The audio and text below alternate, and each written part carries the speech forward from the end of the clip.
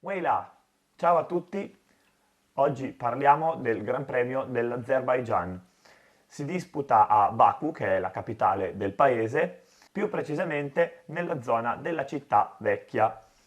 Il circuito è un cittadino non permanente studiato in collaborazione con Hermann Tilke. È il terzo in lunghezza dopo Spa e Jeddah ed è lungo 6 km. Questo ci fa capire che servono ben 51 giri per raggiungere i 305 km che servono a completare un Gran Premio. Parliamo ora del layout che non ha subito particolari modifiche nel tempo se non qualche piccolo accorgimento per essere diciamo migliorato in determinati punti. Il tracciato è caratterizzato da un rettilineo di 2,2 km, addirittura il doppio dei 1100 metri del rettilineo di Monza. Rettilineo che peraltro è preceduto da alcune curve che si fanno in pieno. La velocità massima raggiunta è di ben 366 km/h da Valtteri Bottas su Mercedes nel 2016. Il circuito è caratterizzato da molte curve a 90 gradi, 9 delle 20 presenti, di cui 12 a sinistra e 8 a destra. Ci sono solo due zone di RS e grazie a tutte queste motivazioni il circuito è un circuito da basso carico aerodinamico, anche grazie ai molti rettilinei che appunto lo caratterizzano. Un'altra particolarità sono le curve 8, 9 e 10 nella zona in cui si percorre la strada del castello, in cui la sede stradale è larga solo 7 metri. La prima edizione è stata disputata il 25 giugno 2017, il pilota che ha fatto la pole position è stato Charles Leclerc in 1 minuto 41 secondi e 359 millesimi. La gara è stata poi vinta da Max Verstappen sulla Red Bull. Pensate che se quest'anno vincesse di nuovo riuscirebbe ad essere il primo pilota a vincere 2 competizioni di fila in questo circuito. Ed eccoci qua, mentre che io registro il video che poi vedrete per il giro veloce, vi volevo informare del fatto che a breve uscirà un mio video in cui vi parlo del simulatore di guida e di tutto quello che gira diciamo intorno a questo mondo, che comunque è davvero interessante, specialmente per gli appassionati che vogliono risparmiare e poter comunque vivere il motorsport in maniera quasi professionale, se si vuole. Sempre che non si fanno le curve così. Se fate le curve così, no. Comunque ora vi faccio salire a bordo con me per un giro in pista su questo tracciato.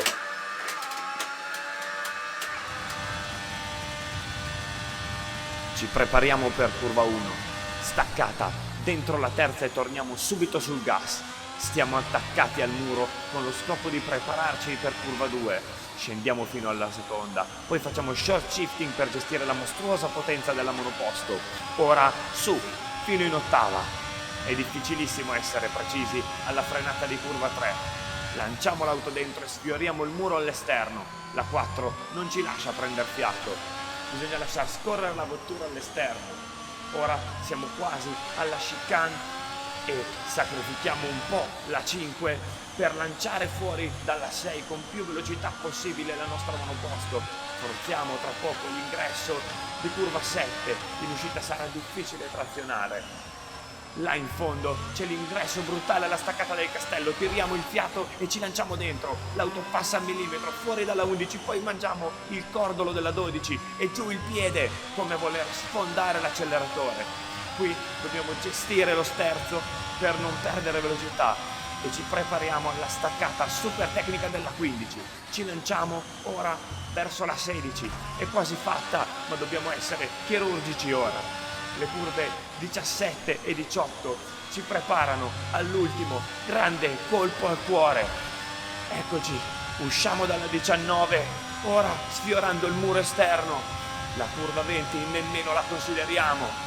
E poi giù per far urlare il motore fino a tagliare il traguardo.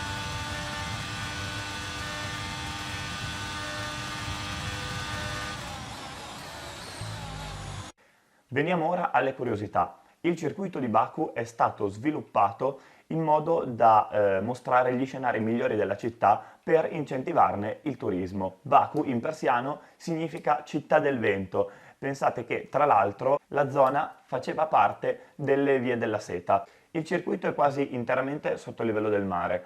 Oltretutto le strade della parte vecchia del tracciato erano precedentemente in San Pietrini e quindi quando il tracciato è stato concepito le strade hanno dovuto essere modificate e poi asfaltate. Come ho detto precedentemente, la prima gara del Gran Premio dell'Azerbaigian si è disputata nel 2017, però il primo Gran Premio a Baku è stato nel 2016, solo che allora il Gran Premio si chiamava GP d'Europa e quindi nelle statistiche non troveremo i dettagli di questa data, quindi di quella del 2016, ma le troveremo a partire dal 2017. Parliamo della storia del tracciato. I lavori di adattamento del circuito sono stati terminati nel 2014. Si parlava di fare una prima gara già nel 2015, ma a causa di problemi contrattuali non è stato trovato un accordo. Quindi la prima gara si è disputata appunto nel 2016 con il nome appunto di GP d'Europa. Al termine della competizione l'organizzazione ha richiesto di cambiare il nome per l'anno successivo in Gran Premio dell'Azerbaigian. La richiesta è stata accettata e quindi da allora c'è stato appunto questo cambio di nome.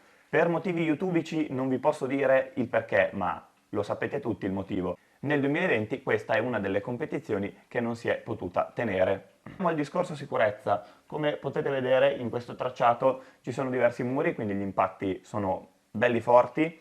Tutto sommato, per essere un circuito cittadino, è comunque uno di quei tracciati che sta dentro all'idea di sicurezza. Chiaramente tra i circuiti cittadini non permanenti c'è anche l'Australia, ma non lo possiamo considerare, sicuramente è il cittadino non permanente più sicuro di tutti, però ovviamente è una cosa diversa rispetto al correre davvero in mezzo alla città, come nel caso di Baku, di Monte Carlo, eccetera, eccetera. Nel 2018 Bottas subisce una foratura a pochi giri dal termine e viene privato della possibilità di vincere il Gran Premio. Nello stesso anno c'è un altro evento, l'incidente tra Verstappen e Ricciardo, entrambi su Red Bull, che alla fine del rettilineo arrivano al contatto spingendosi fuori e dovendosi ritirare entrambi.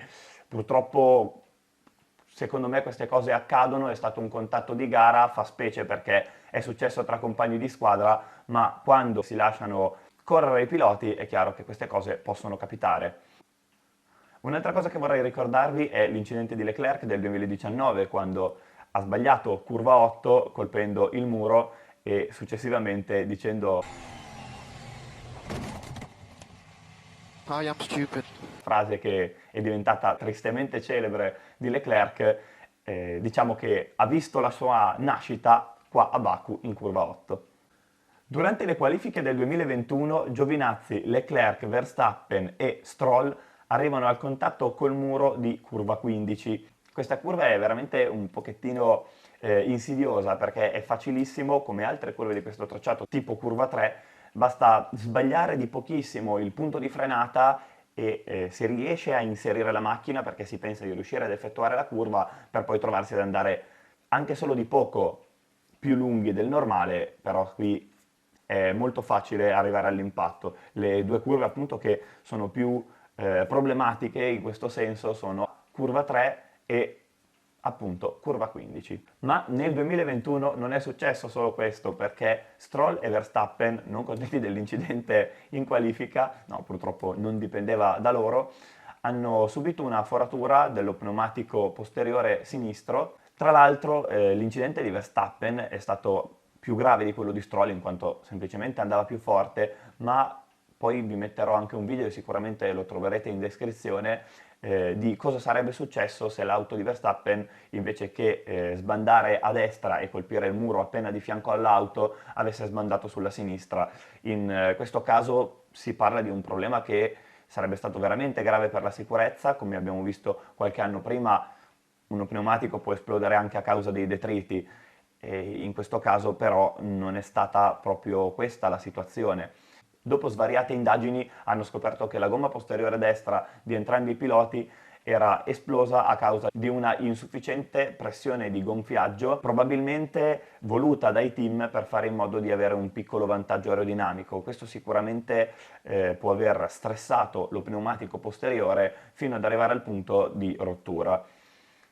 Red Bull ha poi dichiarato di aver rispettato i limiti imposti dal costruttore degli pneumatici, ma nonostante questo la FIA ha messo un nuovo regolamento in modo da monitorare le pressioni di ogni auto prima comunque dell'ingresso in pista. Durante l'annata 2022 questa cosa è stata fatta con dei dispositivi di proprietà delle scuderie, mentre da quest'anno, quindi dall'inizio del 2023, questi dispositivi sono stati forniti dalla FIA e sono tutti tarati alla stessa maniera, in modo da essere sicuri al 100% di ottenere dei risultati tutti uguali tra di loro. Chiaramente tutti i team possono impostare e utilizzare la loro pressione di gonfiaggio dello pneumatico, ma non possono superare determinate soglie che appunto vengono prestabilite dal costruttore. Ultima cosa, che invece riguarda un discorso positivo, la via di fuga di curva 1, che è veramente molto profonda e dà modo comunque veramente a un pilota di riuscire a fermare la macchina prima di arrivare a un impatto in caso di perdita del controllo. In merito a questo abbiamo un esempio veramente lampante, cioè il dritto di Hamilton proprio nel 2021 alla ripartenza, quando ormai mancavano 4 giri alla fine, dopo l'incidente di Verstappen, che è avvenuto a 5 giri dal termine della gara. Nonostante Hamilton sia andato completamente dritto, bloccando del tutto i freni anteriori, è riuscito comunque diciamo, a rallentare abbastanza l'auto grazie a questa enorme via di fuga che c'è lì davanti. Siamo arrivati alla fine di questo video, vi ringrazio per avermi seguito fino a qui, vi invito a mettere un like e a iscrivervi al canale, anche perché stanno per arrivare un sacco di novità interessanti. Oltretutto sto pian piano sistemando tutto il mio gear in modo da essere un pochettino più professionale e da potervi fornire comunque un servizio migliore, dei video più belli da guardare. Chiaramente sto lavorando su tutte queste cose, quindi vi chiedo un pochettino di pazienza, sto cercando di ingranare bene e di fare tutto al meglio e non essendo un professionista tante cose le sto studiando. Grazie a tutti per avermi seguito, ci vediamo al prossimo video. Ciao!